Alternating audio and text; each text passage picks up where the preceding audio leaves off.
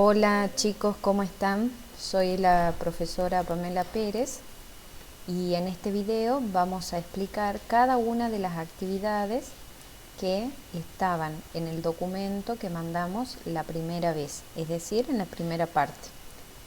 Bien, les cuento que hemos recibido las tareas que han enviado. En general están muy bien realizadas, ¿sí? Pero queríamos dar una explicación en general para que ustedes puedan comparar con lo que han realizado. Bien, en el primer ejercicio lo que tenían que hacer era responder a ciertas preguntas en base a este enunciado. Dice así: unos biólogos observan un águila, sale de su nido, caza un conejo, regresa a su nido, vuelve a salir, caza una paloma y de nuevo vuelve a su nido. Y lo que nos piden es responder a ciertas preguntas. En la primera pregunta dice: ¿qué describe la gráfica? ¿Qué variables se relacionan? Bueno, en lo que está describiendo aquí esta gráfica, ¿sí?, la que tenemos en la parte derecha, son las distintas posiciones de la altura en la que está el águila en un tiempo determinado. ¿Está bien? ¿Qué variables se están relacionando? Bueno, las variables que estamos relacionando son el tiempo por un lado y la altura por otro lado. ¿Está bien? Entonces, bueno, el tiempo está representado en el eje horizontal y la altura está representada en el eje vertical. Bien, no hay que confundir variable con la unidad que se utiliza para esa variable. Yo no podría decir, por ejemplo, que la variable son los minutos. No, la variable es el tiempo y la unidad que estamos considerando para esa variable son los minutos, al igual que la variable altura. ¿Está bien? La unidad que utilizo para esa variable altura es el metro. ¿Está bien? Y eso porque estamos leyendo aquí que dice 5 minutos, 10 minutos, 15 minutos, esa es la unidad de referencia, y en el eje vertical la unidad de referencia son los metros. Bien, o sea que, por ejemplo, yo podría decir, a ver, voy a tomar un lápiz, que en cada punto sobre esta gráfica que está marcada de color rojo, ¿está bien?, ¿qué es lo que indicaría? Por ejemplo, aquí, si yo marco ese punto, ¿esto qué indica? Bueno, indica la altura a la que se encuentra este águila en un tiempo determinado. ¿Qué tiempo corresponde justo aquí? Bueno, aparentemente es un tiempo mayor a 5 minutos, ¿sí? Entre 5 y 6 minutos. Acá está 5 y aquí está 6. Cada cuadrito indica un minuto. Y la altura a la que se encuentra es de, acá tenemos 50, 60, 70, 80 metros. ¿Me explico? O sea, sobre cada punto de esta recta yo puedo indicar la altura y el tiempo que correspondiente, en ese caso, al vuelo del águila. ¿Queda claro? Bien. La segunda pregunta que nos hacen es: ¿a qué altura está el nido?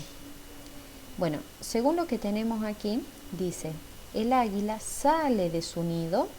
Entonces, como la gráfica inicia aquí, en este punto, entonces vamos a asumir que en ese punto está el nido. ¿Y a qué altura se encuentra ese punto? Bueno, la altura a la que se encuentra es, hasta aquí teníamos 100 metros, o sea que un cuadrito más va a corresponder 10 metros más, es decir, 110 metros, a 110 metros se encuentra el nido. ¿Queda claro? Bien. Luego, la siguiente pregunta dice: ¿a qué altura suele otear para buscar caza? Bueno, aquí tenemos escrita la definición de lo que significa otear, ¿sí? ¿Qué significa otear? Significa mirar desde un lugar alto lo que está abajo o a lo lejos. Y según la gráfica, fíjense aquí, cuando el águila sale de su nido, dice, luego caza un conejo. Entonces, desciende en su vuelo, desciende. Fíjense en que aquí se encuentra a una altura, a pesar de que pasan, creo que 2 minutos, ¿sí? O un poco menos de 2 minutos, pero el águila se mantiene volando a una misma altura. Entonces podríamos suponer que allí está observando en la superficie su presa. ¿Está bien? Entonces aquí es donde el águila está oteando. ¿Está bien? Y luego, una vez que observa la presa, desciende, ¿sí? Se come al conejo, agarra al conejo y asciende nuevamente en su vuelo. ¿Está bien? Bien. Luego tenemos, dice, ¿a qué altura suele otear? Entonces aquí la respuesta era a 50 metros. La siguiente pregunta dice, ¿en qué momento consigue dar caza a una de sus presas? Bien. El momento en el que caza, bueno, se puede ver que es aquí, ¿cierto? Entonces, ¿en qué momento? Me están preguntando en qué tiempo, a los cuántos minutos consigue cazar. Bueno, se puede observar que eso ocurre a los 4 minutos, porque aquí donde está la rayita son 5, entonces aquí serán 4 minutos. ¿Está bien?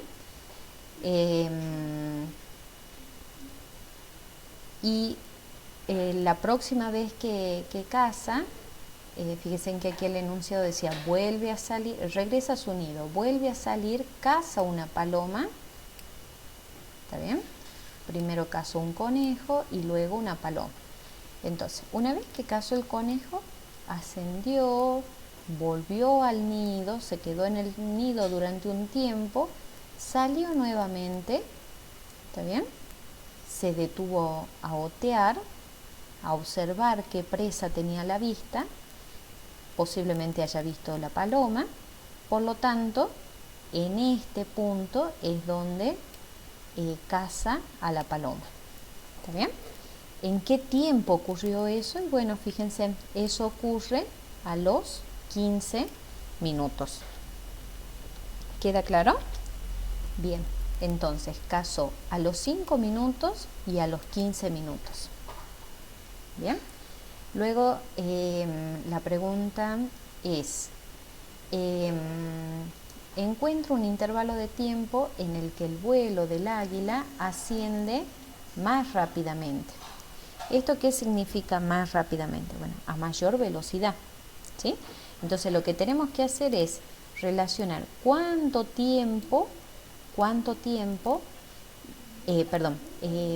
metros y en qué tiempo logró ascender más rápido. ¿Está bien?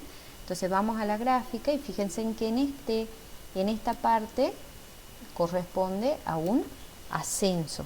¿Está bien? Sube. Bien. Y luego lo hace en este sector. En esa parte también asciende. Por lo tanto, ¿qué es lo que vamos a hacer? Vamos a ver cuánto ascendió. ¿Qué altura corresponde a ese ascenso? Entonces, a ver, yo voy a poner una flechita. Fíjense, cuando el águila caza el conejo, luego asciende, empieza a ascender desde el piso hacia arriba. ¿Está bien? ¿A cuánto corresponde este ascenso? Y bueno, corresponde, fíjense, si lo observo en el eje de la altura, eso corresponde a ¿cuántos metros? Bueno, acá teníamos 100, 110, 120. 120, ¿está bien? Entonces ascendió 120 metros. ¿Y en cuánto tiempo recorrió esos 120 tiempos? Los recorrió en este tiempo. ¿A cuánto corresponde? Y tenemos 3 cuadritos, 1, 2 y 3. Por lo tanto son 3 minutos. ¿Eso qué quiere decir? Que recorrió 120 metros en 3 minutos. O sea, por cada minuto, ¿cuánto ha recorrido? Y bueno, podríamos hacer el cálculo. 120 dividido 3, ¿sí? Eso es 40. Y podríamos decir entonces que lo hizo a una velocidad de 40 metros por minuto. ¿Está bien? Ahora analicemos qué es lo que ocurre aquí. Fíjense en que aquí lo que ocurrió fue lo siguiente. ¿Cuánto? A ver, lo hago con un lápiz. Aquí también hubo un ascenso. ¿Se ve? Bien. ¿Cuánto ascendió? Bueno, vamos a poner ascendió. Una vez que cazó la paloma, que se encontraba a 20 metros, hizo un ascenso de ¿cuántos metros? Y bueno, tengo 20 acá, aquí corresponde a 110, fíjense. Entonces hacemos 110 menos 20, eso es 90. ¿Está bien? Pero ¿en cuánto tiempo lo hizo? Entonces, veamos que eso lo hizo son 2 cuadritos, 2 minutos. O sea que recorrió 90 metros en 2 minutos. O sea, en cada minuto, ¿cuántos metros recorrió? Bueno, tendríamos que hacer 90 dividido 2, los 2 minutos que utilizó en total. Por lo tanto, por cada minuto recorrió 45 metros. Es decir, lo hizo a una velocidad de 45 metros por minuto. ¿Se ve? Y aquí teníamos de 40 metros por cada minuto. Por lo tanto, aquí el ascenso lo hizo más rápido. ¿Se ve? Entonces, ¿en qué intervalo de tiempo? Bueno, el intervalo de tiempo corresponde a de 15 a 17 minutos. Ese es el intervalo de tiempo que corresponde al recorrido que hizo el águila más rápidamente. Bien, avanzamos. ¿Qué otras preguntas teníamos aquí? Esa era, y luego dice, ¿en qué momento da el vuelo más bajo y más alto este águila? Bueno, el vuelo más bajo obviamente se da cuando cazó el conejo, ¿sí? Que ascendió a 0. Y el vuelo más alto, fíjense en que aquí ascendió, este es el punto más alto. Por lo tanto, corresponde a 120 metros. Entonces, el vuelo más bajo a 0 metros y el vuelo más alto a 120 metros. Bueno, eso era todo lo que tenían que hacer en el primer ejercicio. Ahora vamos a ver el segundo ejercicio. Dice, para medir la capacidad expiratoria de los pulmones se hace una prueba que consiste en inspirar al máximo y después expirar tan rápido como se pueda en un aparato llamado espirómetro. Esta curva indica el volumen de aire que entra y sale de los pulmones. ¿Cuál es el volumen en el momento inicial? Bueno, a diferencia del ejercicio anterior, nosotros aquí ya tenemos ya tenemos indicadas cuáles son las variables. El eje horizontal está indicando el tiempo, ¿se ve? Mientras que el eje vertical lo que indica, vamos a sacar esta línea, el eje vertical lo que está indicando es el volumen, ¿está bien? Mientras el tiempo se mide acá me dicen S, en segundo, el volumen se mide en litros, ¿se ve? Entonces, ¿qué podríamos interpretar de esta gráfica? Que por ejemplo, a los 2 segundos la capacidad expiatoria es de 2 litros.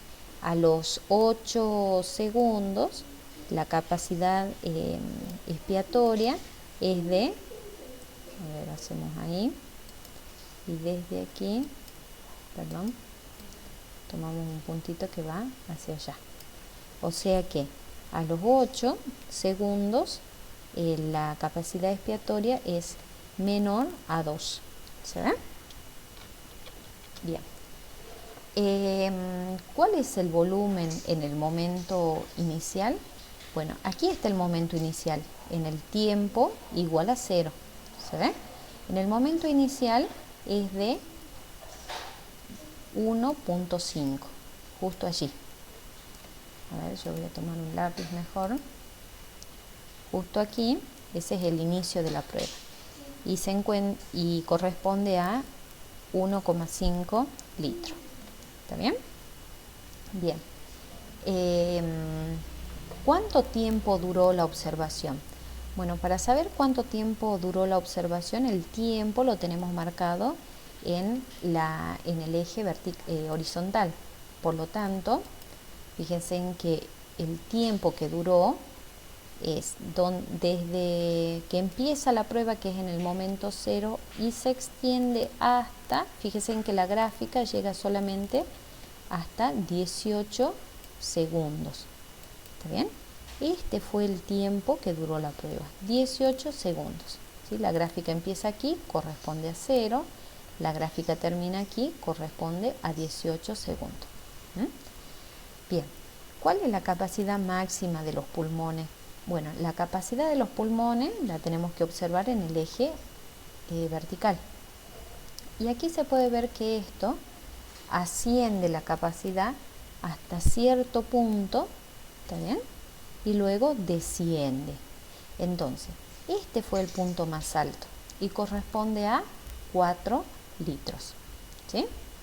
Bien, entonces respondemos que la capacidad máxima de los pulmones es de 4 litros. ¿Cuál es el volumen a los 10 segundos de iniciarse la prueba?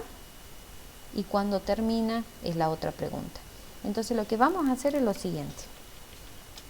Vamos a ver a los 10 segundos. A los 10 segundos estamos aquí. ¿Está bien?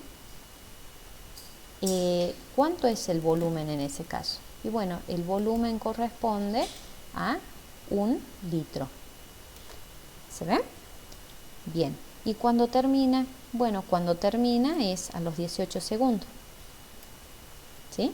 Y corresponde a ¿cuántos litros? 0,5 litros. ¿Se ve? Entonces a los 10 segundos 1 litro y a los 18 segundos 0,5 litros. ¿Sí? Medio litro sería. Bien. ¿Qué otras preguntas tenemos aquí? A ver. Bien, eso es todo. En el ejercicio 3 dice, dadas las siguientes gráficas, ¿cuáles representan una función? Bueno, nosotros en lo que se había explicado y lo que había explicado en uno de los videos que les mandé anteriormente, es que para que una gráfica corresponda a una función, una de las técnicas que tenemos para poder hacer la verificación es trazar rectas verticales. ¿Sí? Fíjense en que aquí tenemos trazada esta recta vertical, la recta que pasa por 1. ¿Qué indica esa recta vertical? Lo que indica es que cuando la variable independiente toma el valor 1, ¿sí? Fíjense en que la línea vertical corta la gráfica en ese punto, corta la gráfica en este otro punto, corta la gráfica en este otro punto. ¿Me explicó? En 3 puntos. O sea que para x igual a 1 tenemos una imagen correspondiente a un valor menor que 1, una imagen que va a corresponder a un valor cercano a 3 y una imagen que corresponde a un valor cercano a menos 4. ¿Se ve? Entonces, ¿puede ser una función aquella que para un valor de x tenemos una, dos, tres imágenes distintas? No, porque para que sea una función, cada valor de x tiene que tener una única imagen. O sea que esto no corresponde a una función y esa línea vertical lo está indicando muy bien. ¿Sí? Bien, ahora veamos en el inciso C. En el inciso C tenemos esta otra gráfica. Y aquí, por ejemplo, yo voy a trazar una línea. Mire, si yo trazo una línea que pase por 4, una línea vertical, esa línea vertical corta la gráfica en dos puntos distintos. O sea que eso también me está indicando que para x igual a 4 tengo esta imagen y tengo esta otra imagen. O sea, dos imágenes diferentes para un mismo valor. Para 4 tengo por imagen al 2 y al menos 2. O sea que esta gráfica no corresponde a una función. ¿Queda claro? Bien. Ahora, las otras dos, veamos qué es lo que ocurre con las otras dos. La del inciso B era esta curva. Fíjense en que aquí tenemos dos rectas verticales distintas y se puede observar que esas rectas verticales cortan a la gráfica en un único punto. Lo mismo ocurre aquí, corta la gráfica en un único punto. Es decir, que para este número tengo una única imagen. Para este número tengo una única imagen. ¿Sí? Bien. Por lo tanto, para esas dos que hemos tomado como ejemplo se cumple. Pero ahora, ¿qué pasaría si es cualquier otra la recta? ¿También se cumplirá? Bueno, si yo trazo esta recta, por ejemplo, que es una recta vertical, fíjense en que esa recta vertical corta la gráfica en este punto. Pero si la voy trasladando, se puede observar que corta la gráfica también en un solo punto. Y si sigo desplazando, corta la gráfica en un solo punto. ¿Está bien? A medida que yo vaya desplazando esta recta vertical, esa recta vertical corta la gráfica en un único punto. O sea que corresponde a una función, porque cada elemento, ¿sí?, x tiene una única imagen. Bien, y en la gráfica del inciso D tenemos algo muy parecido. Fíjense, yo tengo la recta vertical que la trasladé directamente aquí. Si yo la posiciono aquí, por ejemplo, esta recta vertical corta la gráfica en este único punto, y lo mismo si la dejo por aquí, corta la gráfica en este único punto. Si la llevo por allá, corta la gráfica en ese único punto. ¿Se ve? Ahora, alguno tal vez se esté preguntando, ¿qué pasa si justo la dejo en 0? Bueno, aquí puede observarse que la gráfica se va acercando, pero no lo corta al eje vertical. ¿Se ve? Entonces, a algunos les puede quedar la duda de que el 0 parece que no tiene ninguna imagen, porque las gráficas no llegan, las ramas, digamos, de esta gráfica no cortan al eje vertical. Bueno, en realidad, aunque eso ocurra, esta corresponde igual a la gráfica de una función, solamente que en el dominio, que lo vamos a abordar más tranquilamente en el segundo documento, el 0 está excluido del dominio de esta función, ¿sí? Por lo tanto, las gráficas C y D efectivamente corresponden a una función. Bien. En el ejercicio 4 decía, explica si son o no funciones las siguientes correspondencias. ¿Sí? Y hablamos de correspondencia. ¿Se acuerdan que yo en algún video les había explicado que las funciones son una especie de maquinitas? ¿Está bien? una máquina a la cual yo le ingreso algo y la máquina devuelve algo, ¿sí? Nosotros ingresamos algo a esta máquina y la máquina devuelve otra cosa, ¿sí? Bien, la correspondencia la hace la función, ¿sí? Incluso a esta máquina podríamos llamarla máquina f, función f. Bien, ahora a la máquina nosotros le entregamos un valor que corresponde a la variable independiente, ¿sí? Y luego que ingresa a la máquina obtenemos un valor que depende de lo que hayamos ingresado a esta maquinita, ¿sí? Entonces, por ejemplo, en el primer inciso la correspondencia es la siguiente: a cada número real le hacemos corresponder su raíz cúbica. Por ejemplo, si yo a esta máquina ingreso, por ejemplo, el número 8, el 8, ingreso a la máquina el 8. ¿Qué es lo que hace esta máquina? Dice que devuelve la raíz cúbica del número que ingresó. Por lo tanto, ella devolverá, vamos así, la raíz cúbica de 8. ¿Se ven? ¿Y cuánto es la raíz cúbica de 8? Para eso pensamos, ¿qué número elevado al cubo me va a dar 8? Ese número es el 2 y es el único numerito que al cubo da como resultado 8. ¿Está bien?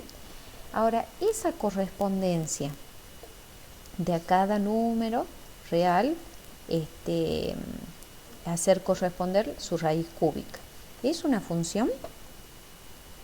Sí, es una función, porque la raíz cúbica de un número es un único número, o sea que cada valor de x va a tener un único correspondiente. Así que en este primer inciso tenemos que esto efectivamente corresponde a una función, ¿sí?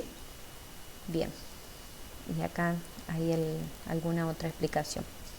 Veamos en el inciso B. A cada número real le hacemos corresponder sus factores primos. Bueno, también esto lo había explicado en un video que mandé. Cuando hablamos de factores primos, ¿sí? ¿Recuerdan cómo hacíamos para factorizar? Por ejemplo, cuando nosotros teníamos el número el 12, ¿sí? ¿Cómo hacíamos? A ver, trabajemos con un número más chico, ya que tenemos aquí el 6. ¿Cómo hacíamos para factorizar el número 6? Poníamos el 6, trazábamos una línea, íbamos dividiéndolo por números primos. El primer número primo es el 2, ¿sí? Y decíamos, bueno, a ver, el 6, ¿lo puedo dividir por 2? Sí, y eso es 3. ¿Se ve? 3. Bien, entonces 6 dividido 2 es 3. Ahora empezamos con el 3. Al 3, ¿lo puedo dividir por 2? No. Paso al siguiente número primo, que es el 3. Al 3, ¿lo puedo dividir por 3? Sí. ¿Está bien? ¿Y cuánto es 3 dividido 3? 1. ¿Se ve? Entonces, ese número y este otro son los factores primos de 6. ¿Por qué? Porque yo al número 6 lo voy a poder expresar como el producto de esos dos números primos. 6 es lo mismo que 2 por 3. ¿Se ve? Entonces, cuando yo construyo una máquina o imagino una máquina que hace esta correspondencia, entonces esa maquinita sería de este estilo. Tenemos aquí la máquina, una entrada y una salida a la misma. ¿Qué pasa cuando yo a la máquina le entrego el número 6? ¿Qué devuelve la máquina? Devuelve sus factores primos. O sea que ella me va a devolver, por un lado, el 2, que es uno de sus factores primos, y por otro lado devolverá el 3. ¿Se ve? Entonces el 6 tiene dos correspondientes que son distintos. ¿Puede ser esta correspondencia una función? No, ¿sí? Por lo tanto, respondemos que en el inciso B no tenemos una función, ¿sí? Bien, y pasamos al inciso C. ¿Qué dice el inciso C?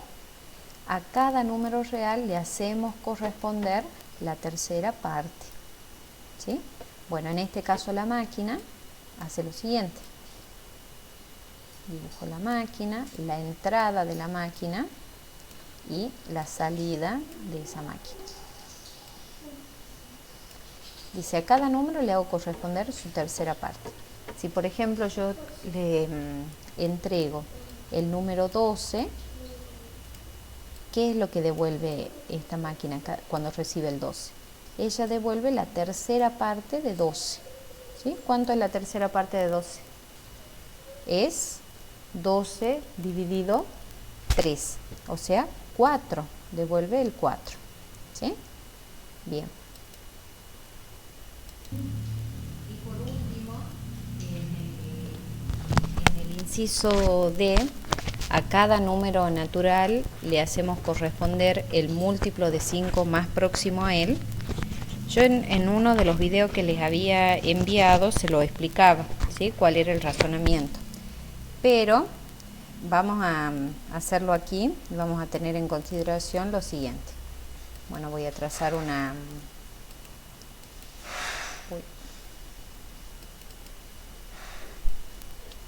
Creo que tengo... Se ha tildado la computadora.